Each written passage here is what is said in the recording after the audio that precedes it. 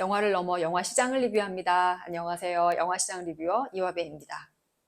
오늘은 전 세계 영화 시장에서 현재 가장 시끄러운 영화 바비에 대해 이야기하도록 하겠습니다. 바비는 지난 7월 21일에 개봉을 해서 북미에서만 첫 주말 입장 수입으로만 1억 6천만 달러 이상을 벌어들였습니다. 1억 6천만 달러는 우리 돈으로 대략 한 2천억 원에 해당하는 돈이고요. 이거를 국내 식으로 환산을 해보면 첫 주말 금토일 3일 동안만 대략 2천만 명의 관객이 본 것과 비슷한 입장 수입입니다. 대단하죠? 그리고 3주 동안의 글로벌 흥행 수입으로는 10억 달러 이상을 벌어들였습니다.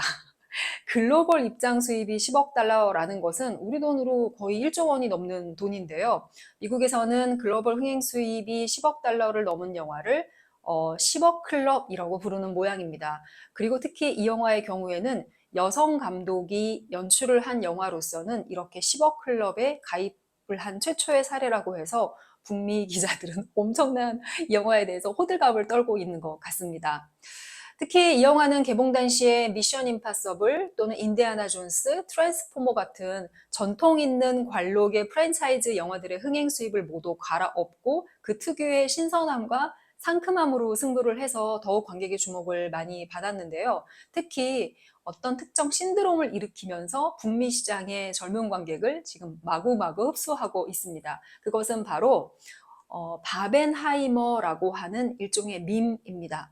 바벤하이머는 워너브라더스가 개봉을 맡은 바비와 유니버셜이 배급을 맡은 오펜하이머의 두 작품을 합성을 한 합성어이고요. 이 두 개의 빅 메머드급 배급사들이 공동의 연합작전을 펴서 이 영화만큼은 앞서 흥행에 실패한 영화들의 전차를 밟으면 안 된다. 그런 마음으로 공동 마케팅을 펼치고 있습니다. 여기에 또 관객들이 크게 호응을 하고 있고요. 바비가 오펜하이머의 등에 이렇게 올라 앉아 있는 사진이라든가 또는 바비가 원자폭탄이 터지고 나서 버섯구름을 바라보고 있는 사진이라든가 등등 두 영화를 상징하는 것들을 합성해서 지금 널리 확산을 하고 있고요. 북미 시장에서는 이렇게 이 영화를 바비를 보고 또 오펜하이머를 봐야 해. 남들은 다 보는데 나만 안 볼 수 없어. 라는 그 동참하고 싶은 마음이 자극이 되어서 특히나 이런 신드롬은 오펜하이머까지 쭉 이어서 한동안 이번 여름을 장악을 할 걸로 예상이 됩니다. 북미 시장에서는 영화관 시장이 한동안 침체를 겪었는데 굉장히 반가운 소식이기도 하죠. 하지만 아시아권 국가에서는 조금 온도차가 있는 것 같습니다. 이런 전 세계적인 호들갑, 특히 북미와 유럽 시장에 특화된 이런 작품의 호들갑 속에서 아시아권 국가들은 정말 배급사로서는 받아들이기 힘들 수도 있는데요. 상영 금지 조치까지 지금 발생을 하고 있습니다. 예를 들면 베트남에서는 현재 중국과 영토 분쟁을 벌이고 있는 지역을 중국에서 지도에서 표시하는 형식으로 이 영화가 그대로 표시했다고 해서 상영 금지 조치를 내려졌습니다. 또한 레바논에서는 이 영화가 동성애를 강조한다고 해서 동성애 조작 영화를 개봉할 수 없다. 이래서 상영 금지 조치가 내려졌고요. 일본에서는 그런 식의 금지 조치를 내려진 것은 아니지만 일본 관객이 벌써 이 영화에 크게 뿔이 난 것 같습니다. 왜냐하면 오펜하이머와 같이 펼친 이런 공동 마케팅, 바벤하이머가 일본 관객들에게는 꽤 불쾌했기 때문입니다.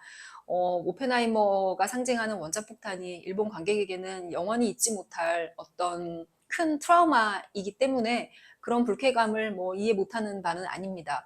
그래서 이 영화에 대해서 불매 운동까지 벌어지고 있고요. 이런 분위기에서는 대규모 마케팅을 벌여서 와이드 개봉하는 것은 아마 고려하기 어려울 것 같고 어쩌면 개봉 자체를 못할 수도 있지 않을까 그런 생각조차 듭니다. 국내에서도 이 영화의 흥행 실패를 놓고 여러 가지 말들이 오고 가고 있습니다. 대표적으로는 밀수의 흥행과 비교해서 왜 밀수는 흥행에 성공했는데 바비는 흥행하지 못했느냐. 이것은 국내에 있는 팽배해 있는 어떤 반페미니즘 정서가 발현된 것이 아니냐. 이런 분석 기사들을 많이 지금 내고 있습니다. 하지만 영화 배급을 오래 했던 저로서는 이런 한 가지 이유만으로 영화가 흥행하지 못하거나 흥행하는 것을 분석하는 것이 좀 마땅치가 않았어요. 그래서 일반적으로 시장에서 영화의 흥행 요소를 분석하는 여러 가지 기법 중에 뭐 기법이라고 하면 너무 거창하고요. 여러 가지 요소들 몇 가지를 소개하도록 하겠습니다. 저 개인적으로는 바비가 박스오피스 50만을 했다는 것이 흥행에 실패했다고는 보지 않아요. 사실 바비 팀이 한국에 내환을 하셔가지고 아주 화제 속에 여러 가지 행사를 참여하셨고 국내 관객한테도 좋은 인상을 주고 가셨기는 했지만 이 영화가 가지고 있는 어떤 영화 내적인 한계 때문에 국내 흥행은 애초에 크게 기대할 수는 없지 않을까라는 것이 제 개인적인 생각이었습니다. 따라서 바비가 흥행에 실패했다기보다는 그런 흥행에 불리한 요소를 많이 가지고 있음에도 불구하고 저는 꽤 흥행을 한 것을 지금 분석을 해보려고 합니다. 먼저 이 영화가 이 정도의 흥행에 그칠 수밖에 없었던 가장 첫 번째의 이유는 저는 영화의 소재라고 생각을 합니다. 이 영화는 우리가 바비 인형 또는 이 바비 인형의 여러 가지 다른 버전의 인형들을 어린 시절에 갖고 놀았죠. 저는 마론 인형이 많이 기억이 나는데요. 이런 바비 인형에 대한 추억이 과연 우리가 북미 시장 또는 유럽 관객만큼 많이 있을까? 이 소재가 관객한테 주는 호기심이라든가 애정, 그런 면에서는 너무나 두 나라의 온도 차이는 저는 다르다고 생각을 합니다. 이런 과거에 자신이 즐겨 가지고 놀았던 장난감, 애착 물건이 영화화 된다고 했었을 때 관객은 거기에 대해서 추억이 확 소환이 되면서 너의 바비는 의사였지, 나의 바비는 대통령이었어. 뭐 이런 게 소환이 되어야 되는데 우리는 그 정도까지는 아니죠. 오히려 우리가 어린 시절에 즐겨 했었던 오징어 게임이라는 그 놀이가 드라마로 만들어졌을 때 오히려 우리가 어린 시절에 놀았었던 그 감성이 되살아져서 그 드라마에 대해서 오히려 몰입할 수 있었던 것과 이번엔 반대의 상황이라고 할 수 있습니다. 지극히 서양의 어린이 문화라고 할 수 있는 바비 인형이 국내 관객한테 소재적인 면에서 크게 어필하지 못했다. 저는 이것이 첫 번째의 흥행의 한계 요소라고 생각을 하고요. 두 번째는 이 영화의 장르입니다. 이 영화는 철저히 리얼리즘을 추구하지 않죠. 이 영화를 보지 않으신 관객분들도 이 영화의 짧은 영상 클립 같은 걸 보시면 그 완전 센 핑크, 정말 쨍한 그 핑크색의 모습에 헉 하고 어떤 항마력을 잃게 되는 수준까지 가지 않았을까? 내가 저것을 과연 보러 극장을 갈 수 있을까? 그런 생각을 하셨을 것도 같아요. 이 영화의 장르를 굳이 얘기를 하자면 글쎄요, 판타지면서 내용 면에서는 블랙 코미디에 가깝습니다. 이런 식으로 이런 종류의 장르가 한국에서는 크게 대중한테 호기심을 불러일으키는 장르라고는 말할 수가 절대 없고요. 우리나라 영화의 전통은 제 개인적인 생각입니다만 철저하게 리얼리즘에 기반한 영화의 전통이 훨씬 강하다고 생각합니다. 따라서 어떤 블록버스터의 성격을 가진 판타지물들, 반지의 제왕과 그 이후의 작품이라고 할 수 있죠. 이런 것들은 흥행에 성공했지만 이런 식의 비현실적인 동화나라를 구현한 것 같은 바비엘 같은 색감과 미학적인 영화는 관객에게 큰 호기심을 불러일으키는 것 같지는 않습니다. 세 번째는 캐스팅입니다. 이 영화는 마고 로비가 바비로 분했기 때문에 거의 원톱 영화라고 할 수 있죠. 특히 이 마고 로비 배우는 이 영화의 제작도 맡았습니다. 정말 헐리우드에서는 자기 입지를 차근차근히 잘 쌓고 있는 훌륭한 영화 배우이자 또는 제작자인 것 같은데요. 문제는 마고 로비 배우에 대해서 국내에 팬덤이 있을까 하는 것입니다. 특히나 가뜩에서 지금 국내 시장에서는 가뜩이나 여성 원톱이나 여성 투톱 영화가 흥행에 크게 성공한 사례가 없다고들 흔히 말을 하고요. 밀수가 어떻게 보면 특이한 사례라고 얘기할 수가 있는데요. 당연히 밀수가 흥행을 했기 때문에 마고 로비도 여성 원탑 영웅으로서 흥행할 수 있다? 그것은 아니라고 봅니다. 마고 로비 배우가 국내에서는 사실은 DC 코믹스 영화의 할리퀸으로 훨씬 더 많이 알려져 있고요. 자신이 출연했던 많은 영화들이 이 시리즈물 이외에는 크게 배우의 힘을 빌려서 성공한 사례는 없습니다. 따라서 영화의 캐스팅을 중요하게 생각하는 국내 관객의 입장에서는 이 영화를 마고 로비 원탑 영화이기 때문에 선뜻 볼 이유는 없었던 것이죠. 그리고 네 번째는 감독입니다. 특히 이 영화의 경우에는 북미 시장에서는 지금 오펜하이머와 같은 시기에 같은 날 개봉을 했기 때문에 다 정확하게 비교를 되지만 국내에서는 오펜하이머의 개봉을 현재 앞두고 있죠. 이렇게 감독 자체가 팬덤이 있는 분들이 있습니다. 당연히 크리스토퍼 놀란 감독이 국내에서는 뭐 원탑인 것 같고요. 또 봉준호 감독님이 또 계시기는 하지만 외화 감독님 중에서는 그렇죠. 하지만 이 영화의 감독님은 그레타 거윅이라고 하는 아트하우스 계열의 영화를 주로 지금까지 만들어 온 감독님이라고 할 수 있어요. 따라서 아트하우스 계열의 영화를 많이 봤던 관객에게는 믿을 수 있는 감독의 신작이 나왔다고 볼 수 있지만 일반적인 많은 대중에게는 그레타 거윅 감독이 아직은 생소한 감독이죠.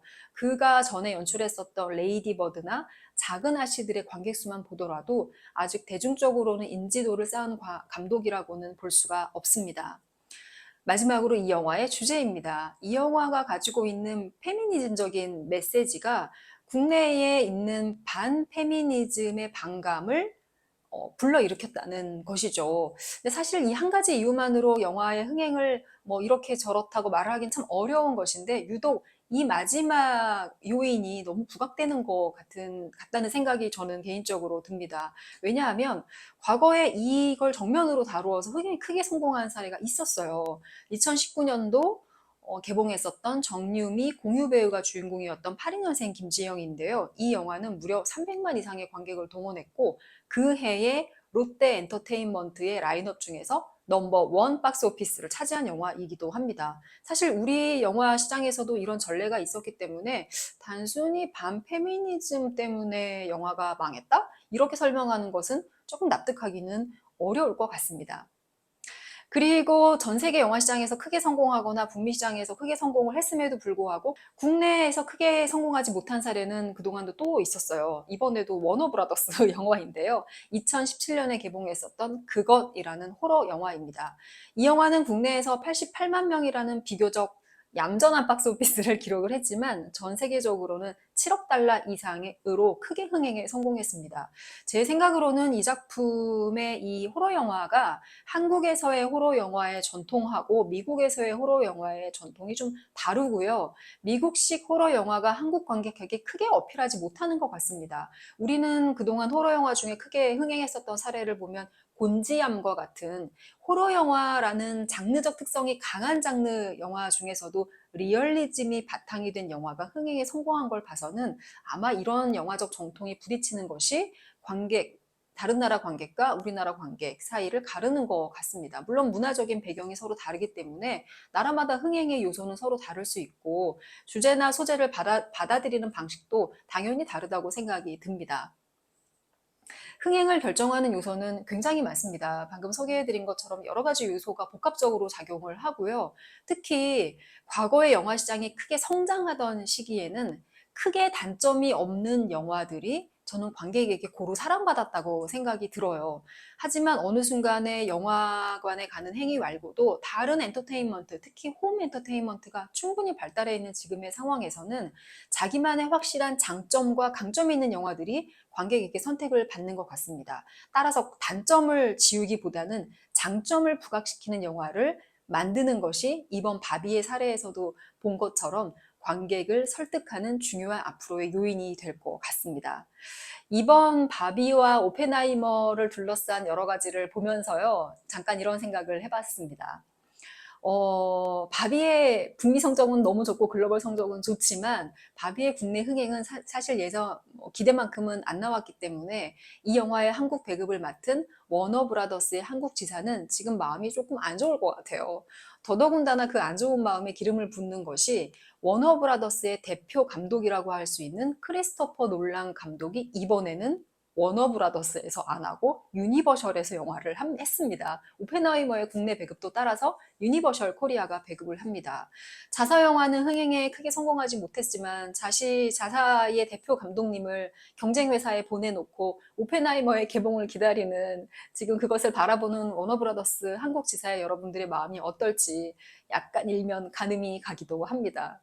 바비의 흥행을 둘러싸고 국내에서 벌어지는 여러 이슈들이 있지만 영화 안에서 영화가 가지고 있는 그 안의 내적 요소와 관객이 선택하는 것 사이에서 불일치가 났을 때 영화 흥행이 어떤 결과가 나오는지를 배급의 관점에서 몇 가지를 말씀드려 봤습니다. 오늘의 영상은 이만 마치도록 하겠습니다.